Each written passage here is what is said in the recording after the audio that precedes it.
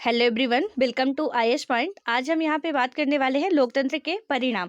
तो इसके बारे में आज हम लोग डिटेल से समझेंगे। अभी तक हमने जो जो पढ़ा, ये हमारी 10th क्लास की एनसीईआरटी का जो है वो लास्ट चैप्टर है, राइट। तो इसमें पूरा हम लोग यही देखेंगे कि लोकतंत्र के आखिर परिणाम क्या क्या होते हैं, क्योंकि लोकतंत्र के बारे में हमने सारी चीज़ें समझ ली है।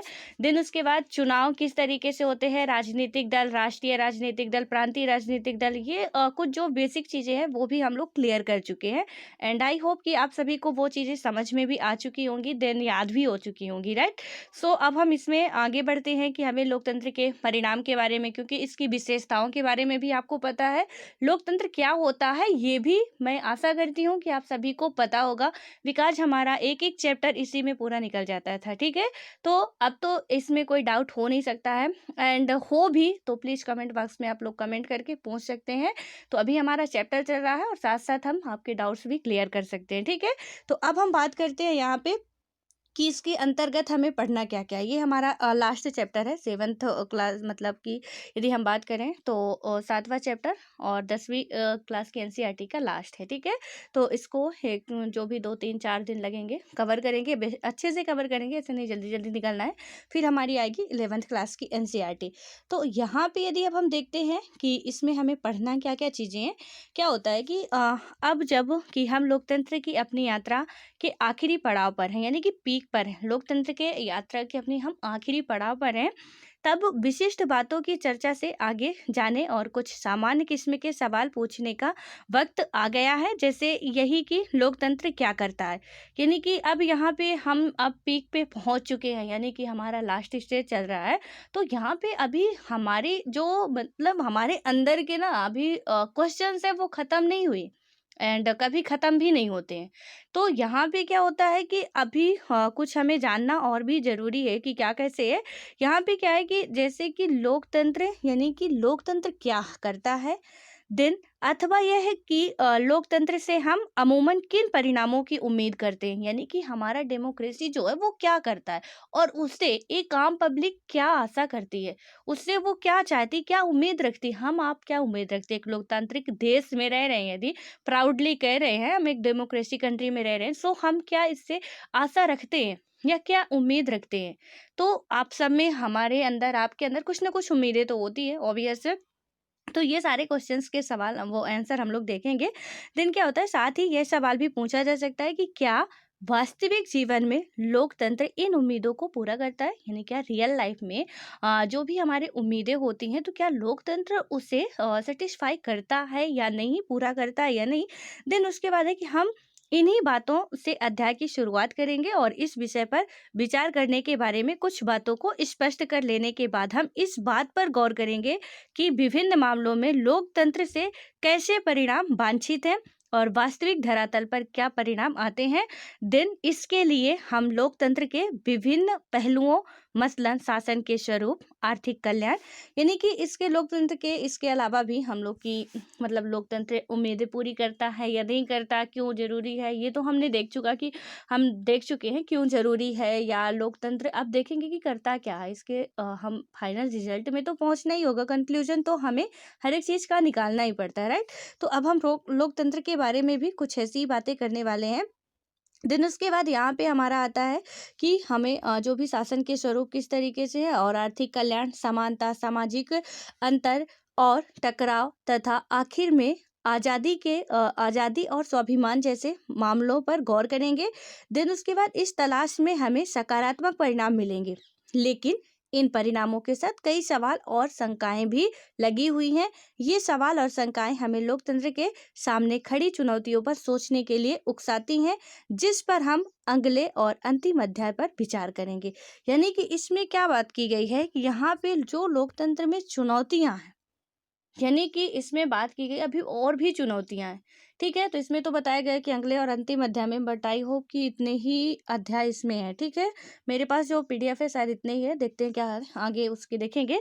तो यहाँ पे क्या है, हालांकि चुनौतियों के बारे में हमने कुछ बातें की हैं, तो वो राजनीतिक दल की चुनौतियां थी, लोकतंत्र की नहीं थी। तो आप लोग उन सारे हमारे जितने भी हमने टॉपिक पढ़े हैं ना, वो सारे इसी से कनेक्टेड है। तो उसको आप ध्यान में रखिएगा, उन सारे पॉइंट्स को, तभी हम आगे बढ़ पाएंगे। और अब हम आगे बढ़ते हैं यहाँ पे कि हमें इसके अंतर्गत जो पहले ही क्वेश्चन उठा था कि लोकतंत्र के परिणामों का मूल्यांकन कैसे करें। अब यहाँ पे क्या बात की जा रही है कि लोकतंत्र के परिणामों का मूल्यांकन कैसे करें।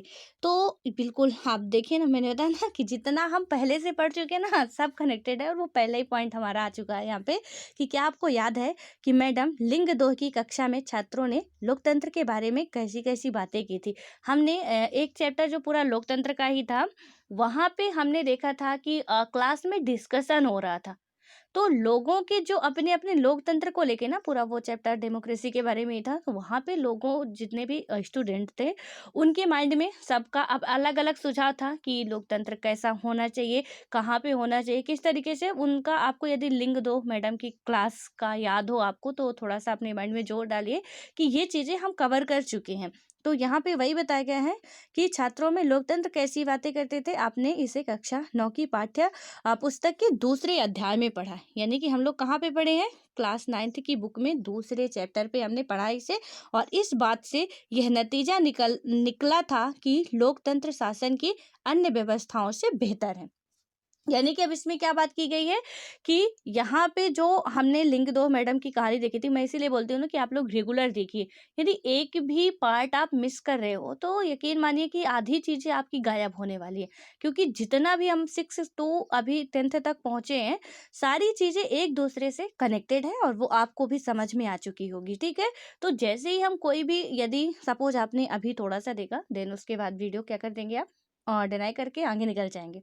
और उससे क्या होगा कि आपका जो नॉलेज है आज नहीं कभी नहीं बढ़ पाएगा।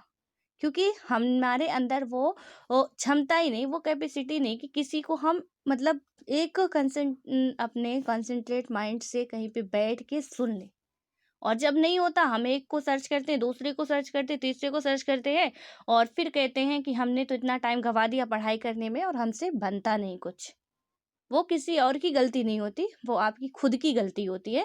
क्योंकि आपने कुछ उस तरीके से काम ही किया कि जो नहीं बनने लायक था। और वो फिर हमारी लाइफ में भी चलिए ठीक है, आगे बढ़ते जाएंगे, मेच्योरिटी आती जाएगी, लेकिन उतना नॉलेज हम गेन नहीं कर पाएंगे जो कि एग्जाम को चाहिए। तो फिर कोई फ़ायदा नहीं रहता, ठीक है? इसीलिए आप लोग पूरा देखा करिए वीडियो एंड तक। और पूरे जितने भी पार्ट आते हैं उन सबको, यदि जिन्हें करना है, जो सीरियस स्टूडेंट है, मैं उन सबको नहीं कर रही, बट जो रियल में सीरियस है उनकी बात कर रही हूँ कि आप पूरा देखिए। और फिर उसके बाद कोई डाउट्स वगैरह रह जाते, कुछ भी रह जाता, और डाउट्स लाइए मन में। नहीं भी रह जाता तो भी लाइए कि यहाँ से ऐसा कैसे हो सकता है, या कुछ भी जो भी आपके दिमाग में आता है। हाँ, लेकिन पूरा देखिए और डेली देखिए। रेगुलरिटी बहुत इंपॉर्टेंट होती है। किसी भी काम को आपने देखा होगा कि वो एक दो है ना, रसीली आबत जाते सिल पर करत निशान। तो रस्सी को भी पत्थर पे आप बार बार घिसते हो ना, एक रस्सी है पतली सी, वो पत्थर मोटा सा है, उस पे आप बार बार घिसोगे, कुआं में डालोगे, पानी निकालोगे, डालोगे, पानी निकालोगे, वो रस्सी उसमें निशान बना देती है उस पत्थर में। तो आप समझ सकते हो कि रेगुलरिटी कितनी इंपॉर्टेंट होती है। कि यदि हम रेगुलर चलते हैं तो हम कहीं भी अनसक्सेस नहीं हो सकते हैं। लेकिन हमने 2 दिन चला, तीसरे दिन बंद, चौथे दिन चले, 5वें दिन बंद, तो हम कहीं भी सक्सेस भी नहीं होते हैं।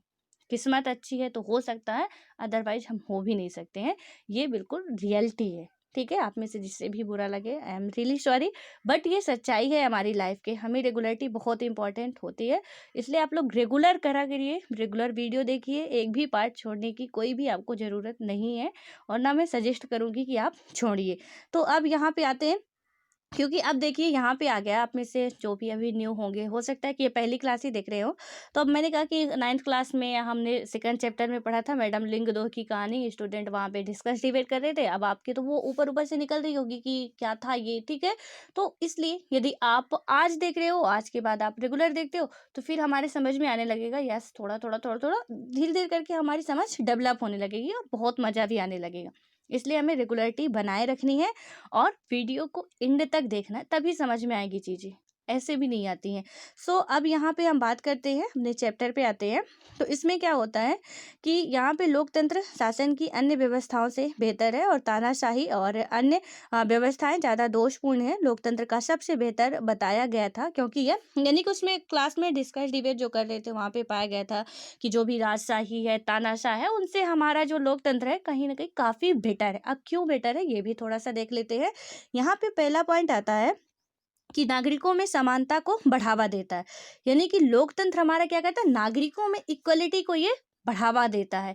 यानी कि हम सब में, आपको पता है हम एक डेमोक्रेसी कंट्री में रह रहे हैं, जो बातें अभी हम कर रहे हैं वो आपको भी राइट है, आप कहीं पे भी बोल सकते हो कुछ भी। हमारा आर्टिकल 19 कहता है, अभिव्यक्ति की स्वतंत्रता देता है, विचार व्यक्त करने की स्वतंत्रता देता है, कहीं पे भी स्पीच अपने रखने की स्वतंत्रता देता, आने जाने की स्वतंत्रता देता है। तो यहाँ पे हमारे लिए पूरी जितनी भी, आपको पता है ना, 14 to 18 हमारे इक्वलिटी राइट है। कॉन्स्टिट्यूशन में हमारे जो संविधान में दिया गया है 14 to 18, ये बातें हम क्लियर कर चुके हैं। तो जो फंडामेंटल राइट है यानी मूल अधिकार है, उसमें से हमें इतने के अंतर्गत हमें क्या दिया गया, समानता का या समता का अधिकार दिया गया है। और उसमें समानता में हमारे आप जितने भी है, लिंग के आधार पर, धर्म के आधार पर, जाति के आधार पर, किसी भी आधार पर आप भेदभाव नहीं कर सकते, सब इक्वल है, इसमें ये बात की गई है। तो यहाँ पे क्या कहते हैं कि डेमोक्रेसी कंट्री में नागरिकों में समानता को बढ़ावा देता है, व्यक्ति की गरिमा को बढ़ाता है। व्यक्ति की गरिमा को भी हमारा लोकतांत्रिक जो कंट्रियां होती हैं, हमारा ही देश नहीं, कोई भी कंट्री हो जहाँ पे भी लोकतंत्र है, वो हर एक कंट्री का यही कर्तव्य होता है। तो यहाँ पे क्या करता है कि व्यक्ति की गरिमा को बढ़ाता है। यहाँ पे हमें दैहिक और दैविक रूप से गरिमापूर्ण जीवन जीने का राइट हमारे फंडामेंटल राइट में दिया गया, आर्टिकल 21। आपको यदि याद हो तो हमारे आर्टिकल, कई बार हम इसका जिक्र भी कर चुके हैं, जितने भी फंडामेंटल राइट है हम सारे कर चुके हैं, ठीक है। तो यहाँ पे क्या बताया गया कि आर्टिकल 21 हम देख रहे हैं ना कि इसमें हमने पढ़ा कि डेमोक्रेसी कंट्री में कहीं भी पे भी हो यदि, तो व्यक्ति की गरिमा को बढ़ाता है। बेहतर क्यों होता है, ये अन्य जो शासन दल है यानी कि तानाशाह है, राजतंत्र है, तो इसमें से कम्युनिस्ट वाले जो भी देश हैं, तो उनसे हमारा लोकतंत्र कैसे बेहतर है, हम ये समझ रहे हैं। तो हमने पहला देखा कि सभी नागरिकों को समानता, हमने दूसरा देखा कि यहाँ पे व्यक्ति की गरिमा को भी बढ़ावा देता है, और उसके बाद हमने ये भी समझ लिया कि हमारे ये सही भी यहाँ पे बात की गई, क्योंकि हमारे कॉन्स्टिट्यूशन में ये बात रखी गई है आर्टिकल 21 के तहत कि आपको दैहिक और दैविक रूप से गरिमापूर्ण जीवन जीने का अधिकार है। हमारे प्रियम्बल में भी गरिमापूर्ण जीवन जीने की बात की गई है, ठीक है, कि हमें अपनी प्रतिष्ठा और अपने सम्मान जो भी है उसे बनाए रखने की स्वतंत्रता है हमें। तो ये सारी चीजें आप लिंक करेंगे तो ही समझ में आएगा। इसीलिए मैं बार बार बोलती हूँ कि आप रेगुलर करिए, रेगुलर करिए, रेगुलर करिए, बहुत मस्त। क्योंकि हमने अब फंडामेंटल राइट्स भी क्लियर कर लिया, जो थोड़ा थोड़ा देख के निकल रहे होंगे उनके तो हवा नहीं लग रही होगी। तो इसलिए हमें चीज़ें बहुत अच्छे तरीके से, जो भी अभी न्यू है वो क्लास 6 से ही आप देखिए, 2-2 पार्ट करके एक एक दिन में, यानी कि इस तरीके से टारगेट बनाइए कि 2 दिन में या 1 महीने में इतने क्लास 6 को ख़त्म करना है, या 1 महीने क्या 2 दिन, 3 दिन, 4 दिन, 5 दिन, जितना भी है, इस चैप्टर को पूरा फिनिश करिए, ठीक है। ऐसा नहीं कि आज पढ़े, कल पढ़े, फिर 4 दिन बाद पढ़े, तो इस तरीके से हमारा काम नहीं होने वाला है यदि यूपीएससी के लिए ही आप तैयारी कर रहे हैं तो। देन उसके बाद हमारा थर्ड आता है कि इससे फैसलों में बढ़ोतरी आती है, यानी कि इससे हमारा क्या आता है, फैसलों में बढ़ोतरी होती है। और देन उसके बाद हमारा चौथा आता है, टकरावों को टालने संभालने का तरीका देता है। यानी कि यहाँ पे हम फैसलों में बढ़ोतरी का मतलब है कि वो लोग जो भी फैसला लेते हैं पब्लिक के लिए, क्योंकि यहाँ पे जनता के प्रति जवाबदेह होती है, सत्ता जो वर्तमान में होती है वो जनता के प्रति जवाबदेह होती है। यहाँ पे फैसले जो भी लेंगे, अच्छे नहीं लेते तो फिर आप देखते ही हो कि हम कुछ भी कर सकते हैं, हड़ताल भी कर सकते हैं, आंदोलन भी कर सकते हैं, जो भी मतलब धरना प्रदर्शन हम जिस भी तरीके से फिर मनवाना चाहे मनवा सकते हैं। फिर उसके बाद है कि टकरावों को टालने संभालने का तरीका भी हमारा लोकतंत्र देता है, और इसमें गलतियों को सुधारने की गुंजाइश होती है। हमारे लोकतंत्र में क्या होती है, यहाँ पे सिर्फ इंडिया बस का आप दिमाग में रख के मत चलिएगा, जिस भी कंट्री में लोकतांत्रिक व्यवस्थाएं हैं, हम लोकतंत्र का मेन पढ़ रहे हैं कि लोकतंत्र क्यों अदर से बेटर होता है। वो फिर चाहे इंडिया में हो, चाहे अमेरिका में हो, चाहे कहीं पे किसी भी कंट्री में हो, वहाँ पे यही सारी चीज़ें होंगी। तो इसमें क्या हुआ कि इसमें गलतियों को सुधारने की गुंजाइश होती है लोकतांत्रिक व्यवस्था में। और क्या ये उम्मीदें लोकतांत्रिक शासन व्यवस्थाओं से पूरा होती हैं। तो इसमें ये जो बात की गई कि इसमें कोई इतनी उम्मीदें रखी जाती हैं या लोकतंत्र में होती हैं, तो पूरा करती भी है कि नहीं। जैसे हम बात करते हैं कि हमें इक्वलिटी राइट तो मिला हुआ है, तो क्या सिर्फ चुनाव के लिए ही हमें इक्वलिटी राइट दिखाई देता है, या अदर सेक्टर में भी हमें दिखाई देता है कि यस, हमें इंडिया में रह रहे हैं, इक्वलिटी राइट हमें कॉन्स्टिट्यूशन में बात की गई है, एंड देन हमें फाइनली मिला भी है। तो कहीं न कहीं हमने देखा था कि वहाँ पे जब वो इलेक्शन के लिए जाते हैं, समानता के अधिकार के बारे में हम लोग पढ़ रहे थे, वहाँ पे हमने देखा था कि जब एक महिला जो थी, तो वो निम्न वर्ग की थी, जब वो ये वोट डालने जाती तब तो सब बराबर थे। लेकिन जब हॉस्पिटल जाती है तब उसकी औकात पता चलती है कि वो क्या थी, वो क्या है। तो यहाँ पे इक्वालिटी राइट तो फिर हमें दिखाई नहीं देती कहीं पे। तो ये सारी चीज़ें होती हैं कि सिर्फ़ हमारे संविधान में ही या हमारे एक किताबी ज्ञान में ही ये सारी चीज़ें रह गई या रियल में भी कुछ है। तो इसमें यही बात की गई कि क्या ये उम्मीदें लोकतांत्रिक शासन व्यवस्थाओं से पूरा होती हैं? अपने आसपास के लोगों से बात करें तो पाएंगे कि अधिकांश लोग अन्य किसी भी वैकल्पिक शासन व्यवस्था की तुलना में लोकतंत्र को पसंद करते हैं। यदि कि अभी मैंने आपको समझाया ना कि हमने लोकतंत्र की डिफिनेशन जो ये पढ़ी, किससे हम ये आशा रख सकते हैं, तो हमने कहीं ना कहीं देखा कि हमारे कॉन्स्टिट्यूशन में भी ये सारी बातें की गई हैं जो इसमें लिखा हुआ है। तो वो सारी बातें हमें की गई हैं या उसमें लिखी गई हैं, तो ऑब्वियस है कि कहीं ना कहीं हम उसमें आवाज़ तो उठा सकते हैं, क्योंकि सुप्रीम कोर्ट उसका संरक्षक है, वहाँ पे जा सकती है। यदि हनन होता है तो भले ही हनन हो रहा, लेकिन जा तो सकते हैं ना, थोड़ा बहुत तो हमारे पास राइट है, थोड़ा क्या बहुत है। देन उसके बाद क्या होता है कि यहाँ पे जब आप चर्चा करोगे तो सबको, जैसे मैडम लिंगदो की क्लास में हुआ था, बच्चों ने ज़्यादातर यही कहा कि लोकतंत्र ही क्या है, ज़्यादा बेटर है। हमने कुछ ऐसी कंट्रियों को देखा जहाँ अमेरिका ज़बरदस्ती कर लेता है, लोकतंत्र स्थापित करता है, लेकिन खुद ही शासन करता है, तो ऐसा लोकतंत्र किस काम का। तो वहाँ पे भी हमने बात की थी कि ऐसा कुछ बेटर नहीं है। देन उसके बाद क्या होता है कि अपने आसपास जो भी है आपके उनसे चर्चा करोगे तो यही मतलब लोकतंत्र को ही वो पसंद करेंगे। और लेकिन लोकतांत्रिक शासन के कामकाज से संतुष्ट होने वालों की संख्या उतनी बड़ी नहीं होती। सो हम एक दुविधा की स्थिति में आ जाते हैं। यानी कि यहाँ पे क्या बातें की गई है कि यहाँ लोकतांत्रिक शासन के कामकाज से संतुष्ट होने वाली संख्या उतनी बड़ी नहीं होती है। यानी कि हम लोकतंत्र को तो मानते हैं, लेकिन हम संतुष्ट नहीं रहते हैं। अब संतुष्ट क्यों नहीं रहते हैं? वही इक्वलिटी राइट वाला ही आप एग्जांपल ले लो कि हमें कहीं पे हमें दिख रहा कि हाँ, इक्वलिटी राइट समझ में आ रहा, वो बहुत खुश थी महिला। लेकिन जब हॉस्पिटल जाती है तो वो कहती है कि वाह, यहाँ तो हमारी बच्ची जान से खेल रही है। इनका आए और बिना किसी अपॉइंटमेंट के ये अंदर चले गए धड़ल्ले से, और धड़ल्ले से बाहर आ गए। सारी पब्लिक खड़ी है। यहाँ लोकतंत्र कहीं समानता नहीं दिख रहा हमें।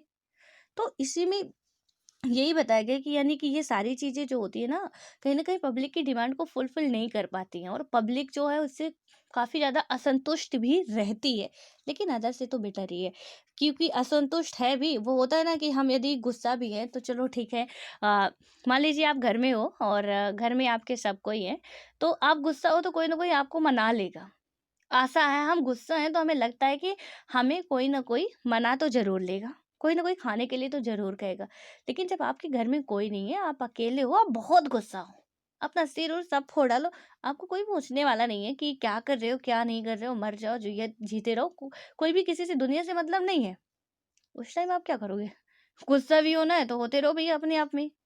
तो यहाँ पे फिर हम अकेले रहते हैं ना, तो फिर कोई मतलब ही नहीं रहता, किससे गुस्सा हो, किससे क्या करें, बस अपने में ही आप क्या फिर हम उसको बोलते हैं डिप्रेशन में जा रहे हैं, कुछ ऐसे नाम देते हैं, ठीक है।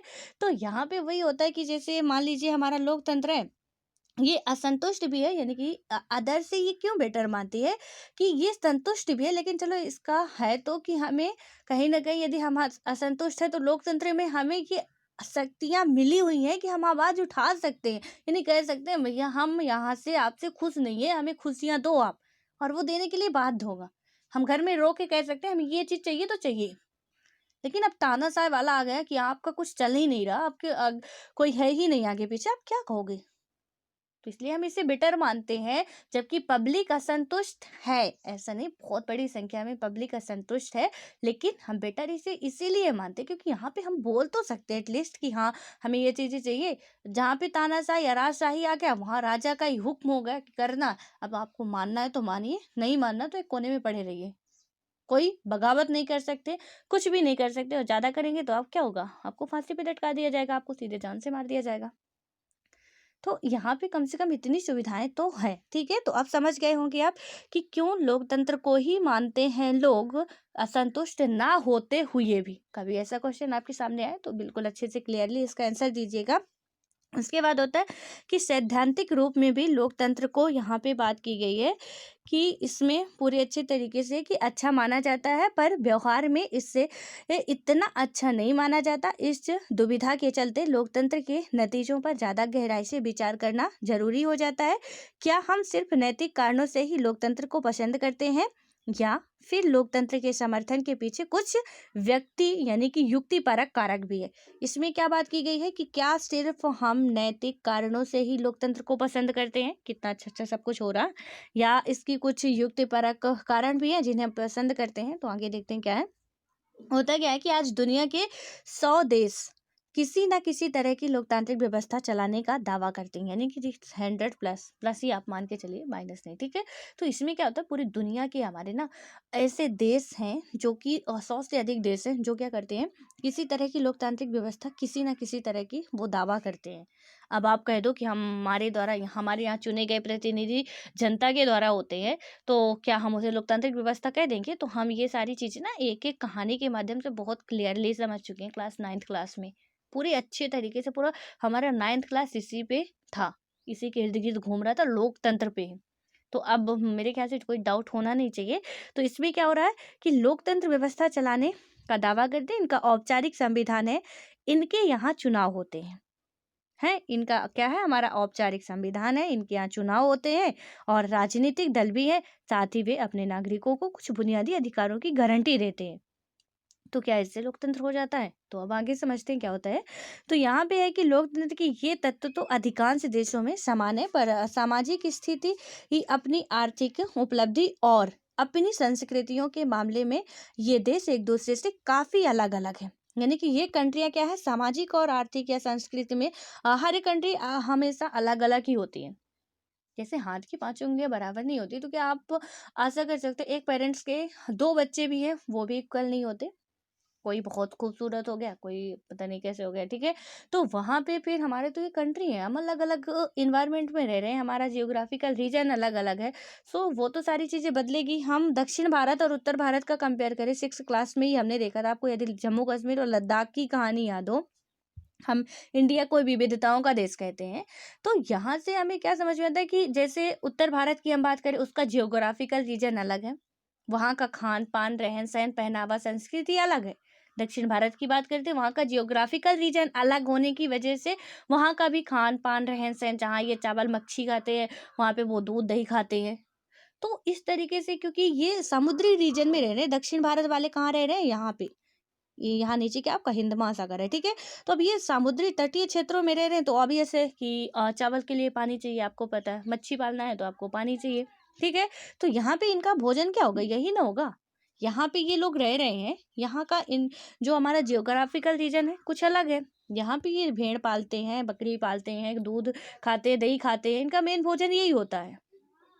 तो इससे सारी चीजें हमें क्या होती हैं, समझ में आती हैं कि यानी कि हम एक देश में हैं, उस देश का हर एक हिस्सा अलग अलग है, हम एक घर में है, घर में ही सारी चीजें हमें अलग दिखती हैं। तो यहाँ से ही आप समझ सकते हो कि जितने भी कंट्रियां हैं, तो उनकी अपनी सबकी सामाजिक आर्थिक जितनी भी उपलब्धियां या संस्कृतियों के मामले में एक दूसरे से काफी भिन्न होते हैं, काफी अलग अलग होते हैं, ठीक है। हम देशों की बात कर रहे हैं यहाँ पे।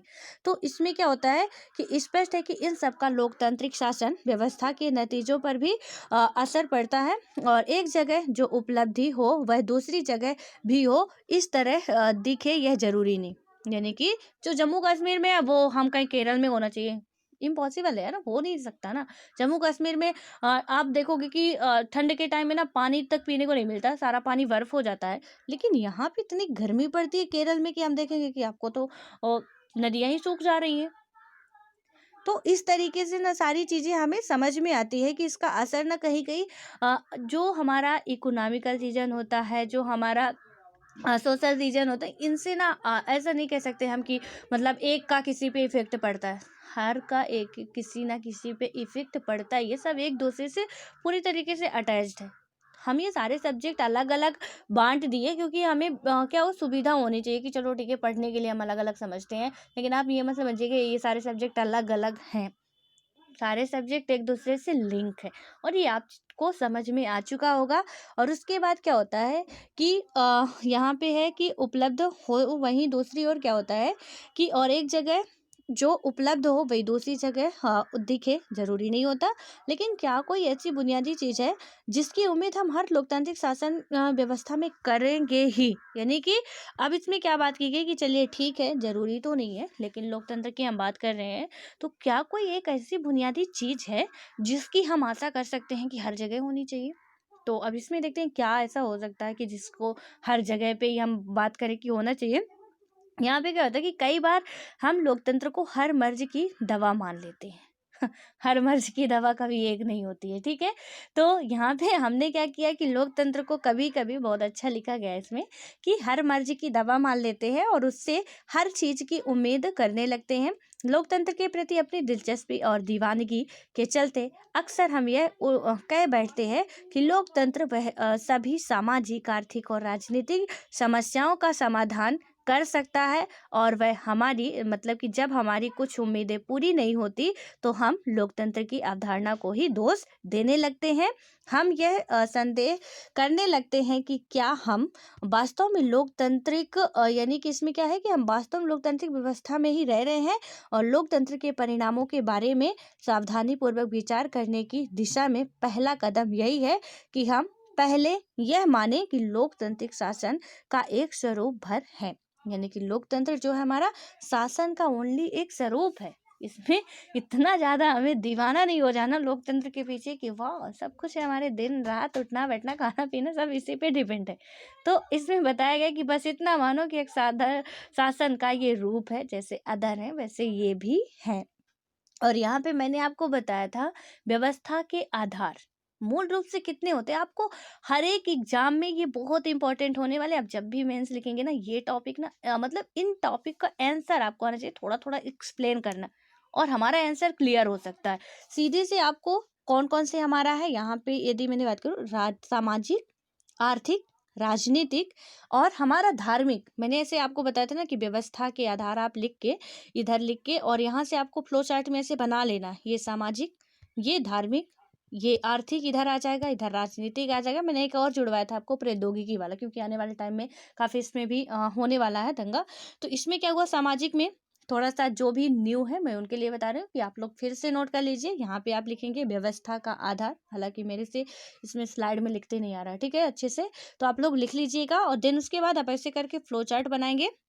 यहाँ पे आप सामाजिक लिखेंगे, ठीक है, सामाजिक आधार। अब सामाजिक में क्या होता है कि सामाजिक आधार पे हम क्या क्या, जैसे कोविड-19 आया, समाज पे इसका क्या क्या इफेक्ट पड़ता है, तो समाज में कौन कौन होता है, तो थोड़ा सा आप उसको एक्सप्लेन कर सकेंगे ना कि सोशल डिस्टेंसिंग किस तरीके से हमें एक दूसरों से दूरी बना के चलनी पड़ती थी, ये दुनिया भर का जो भी है, तो वो सब कहीं ना कहीं हम चीज़ें लिख सकते हैं कि समाज में इसका क्या प्रभाव पड़ा, आर्थिक रूप से इसका क्या प्रभाव पड़ा कोविड-19 का। यानी कि आप देखिए एक टॉपिक को आप कैसे पूरा ऐसे बना सकते हो, इतने के आधार पे, बस इतने के ही इर्द गिर्द। अब यहाँ पे हमने क्या लिखा कि दूसरा पॉइंट हमने लिख दिया कि आर्थिक आधार पे, तो आर्थिक आधार पे हमने देखा कि इकोनॉमिकली हमारे देश में ही नहीं विश्व में भी इसका बहुत बुरा प्रभाव पड़ा है। कितनी इकोनॉमिकली हमारी कंडीशन जो थी वो खराब हो चुकी, हर एक सेक्टर बंद हो चुके थे, लॉकडाउन लग चुका था, वो सारी चीज़ें आप लिख देंगे, ठीक है। एक अमीर की क्या हालत हुई, एक गरीब की क्या हालत हुई। उसके बाद धार्मिक स्तर पर भी हर एक जो भी जिनकी आस्थाएं थी, जो भी मानते थे, मंदिर वगैरह सब कुछ जो भी बंद थे, ठीक है, वहाँ पे क्या प्रभाव पड़ता है। हम बात करें राजनीतिक स्तर पर भी इसका क्या प्रभाव पड़ता है, प्रौद्योगिकी के स्तर पर भी बहुत सारी टेक्नोलॉजियाँ या बहुत सारे इसके लिए रिसर्च किए गए, कोविड के लिए वैक्सीन बनाने के, वो सारी चीज़ें हम ना एक पूरा तैयार कर सकते हैं एंड ओवर कंक्लूजन भी लिख सकते हैं। तो इन वर्डों से हमारी चीज़ें क्लियर हो रही हैं, ठीक है। तो यहाँ पे हमने क्या देखा, सामाजिक कोई भी समस्या कहाँ होगी, हमारे समाज में होगी ना। समाज में क्या होगी कि हमने देखा कि समाज समाज किससे बनता है, हमारा वर्ग हो गया, जाति हो गया, लिंग हो गया, परिवार हो गया, इससे समाज हमारा बनता है ना। उसके बाद आर्थिक या धार्मिक की बात करें तो आपका जो भी धर्म बटा होता है, हिंदू धर्म, मुस्लिम धर्म, ईसाई धर्म, इनमें हो गया, ठीक है। देन उसके बाद हमारा आता है आर्थिक। आर्थिक में हम बात करते हैं तो आर्थिक में आपको पता है कोई अमीर भी होते हैं, गरीब भी होते हैं, कुछ मध्यम वर्ग के भी होते हैं, तो ये सारी चीज़ें हमारी होती हैं। राजनीतिक में, राजनीति के बारे में तो आपको सारी चीज़ें पता है कि किस तरीके से कंडीशन चलती है। तो इन प्रौद्योगिकी में भी कुछ ऐसा ही हाल है, तो इसको आप नोट कर लीजिए, बहुत इंपॉर्टेंट है ये आपके लिए। तो यहाँ से आपकी चीज़ें क्या है, क्लियर रहेंगी। और जो भी स्टार्टिंग से वीडियो भी देख रहे होंगे तो आप पहले का भी देखते चलिए, वहाँ भी मैंने बहुत अच्छे तरीके से लिखवाया है। अब यहाँ पे हम बात करते हैं कि इसमें लोकतंत्र का ये सिर्फ एक शासन का स्वरूप है। तो यहाँ पे अब आगे हमारा आता है परिणाम के बारे में, इसके पहुंचना है लोगे तो सारी चीजें समझ के चलिएगा। यह कुछ चीजों को हासिल करने की स्थितियां तो बना सकता है, पर नागरिकों को ही उन स्थितियों का लाभ देकर अपने लक्ष्यों को हासिल करना होता है। इतना ही नहीं, लोकतंत्र को उन अनेक चीज़ों से ज़्यादा सरोकार यानी कि नहीं होता जिनको हम बहुत मूल्यवान मानते हैं। यानी कि लोकतंत्र का उन ज़्यादा चीज़ों से सरोकारी नहीं होता, मतलब ही नहीं होता, जिनको हम क्या करते हैं काफ़ी ज़्यादा इंपॉर्टेंट मानते हैं। देन उसके बाद क्या है कि लोकतंत्र हमारी सभी सामाजिक की बुराइयों को मिटा देने वाली जादू की छड़ी भी नहीं है। आप कोई समझे कि लोकतंत्र है, हमने लोकतंत्र लोकतंत्र लोकतंत्र बहुत ज़्यादा इसकी क्या होते हैं मतलब हम लोगों ने बड़ाई कर दी है, अब थोड़ा सा इसको नीचे गिराना है, ठीक है। तो अब यहाँ पे हम आते हैं कि मतलब अभी तक इसको पीक पे ले जा रहे थे, अब नीचे ला रहे हैं डाउन पे, तो थोड़ा ध्यान में रखिएगा।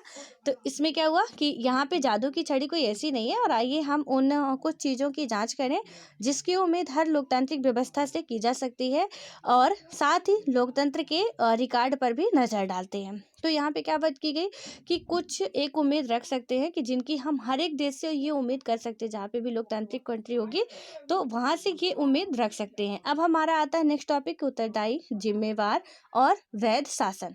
तो इसके बारे में अब हम देखेंगे अपने नेक्स्ट वीडियो में। तब तक आप लोग पढ़ते रहिए, और इसमें जो भी चीज़ें हैं ना, आप थोड़ा बहुत जो भी हमने थोड़ा बहुत लिखा है रिवाइज करते रहिए। देन करेंट अफेयर भी आप लोग पढ़ते रहेंगे तो बेटर होगा, ठीक है। इसके लिए करेंट अफेयर के लिए मैं कुछ प्लान कर रही हूँ, तो यदि सक्सेस हो जाता है तो फिर आपको बताती हूँ। अदरवाइज क्योंकि मुझे क्या लगता है कि यदि हम लोग ना साथ साथ कोई मैगजीन लेके चलें तो आपको भी पढ़ना नहीं पड़ेगा, कहीं पे भी बैठ के सुन लेंगे, और वहाँ से थोड़ा हमारा ये लिंक रहेगा। यानी कि जो भी चीज़ें हम पढ़ रहे हैं तो एक आपको थोड़ा ना, जैसे अभी मैं बता दी, एक टॉपिक बता दी कि एक देश एक चुनाव की बात की गई, अब आप सोचेंगे आपको गूगल करना, ये करना, दुनिया भर का ढमका फलाना जो भी है, तो कहीं ना कहीं थोड़ा बहुत उससे भी आपको छुटकारा मिलेगा, आपके टाइम की बचत होगी। और मैं उसी का प्लान कर रही हूँ कि हो सकता है, क्योंकि हम जितनी चीज़ें भी पढ़ रहे हैं ना, तो यदि हम अभी सब्जेक्ट में पढ़े थे, स्टैटिक पोर्शन अपना कंप्लीट कर रहे हैं, और साथ साथ एक मैगजीन, कोई करंट अफेयर नहीं, करंट अफेयर आपको यूट्यूब पे बहुत मिल जाएगा, कोई एक मैगजीन लेके उसके बारे में एक एक टॉपिक या दो दो टॉपिक अच्छे तरीके से हम लोग उसको एक्सप्लेन करके, मतलब पूरा अच्छे तरीके से डिस्कस करके यदि बात करें तो मे भी बेटर रहेगा, ठीक है। तो अभी हालांकि मैं सोच ही रही हूँ, क्योंकि मुझे पता मतलब टाइम नहीं मिल पाता ना, तो इसलिए अब कहीं ना कहीं कहीं से भी थोड़ा सा टाइम निकालना पड़ेगा, और यदि हो जाता है तो मे भी आपके लिए बहुत अच्छा रहेगा ये चीज़ें, और मेरे लिए भी, क्योंकि मेरे लिए भी हो जाएगा ना कि मैं सीधे सीधे उसकी सारी स्टोरी ना बता के बस इतना बता दूंगी कि हमने वहाँ पे कवर कर चुके हैं, तो वो बेटर रहेगा हमारा, ठीक है। तो अब जल्दी कोशिश हो रही है, आएगा भी, तो टेंशन नहीं लेना, करंट अफेयर भी हम साथ साथ करते जाएंगे, और ऐसी कोई फर्जी मैगजीन नहीं, अच्छी मैगजीन से ही करेंगे, डोंट वरी। तो उसको हम लोग पूरा कंप्लीट करेंगे बेहतर तरीके से, ठीक है।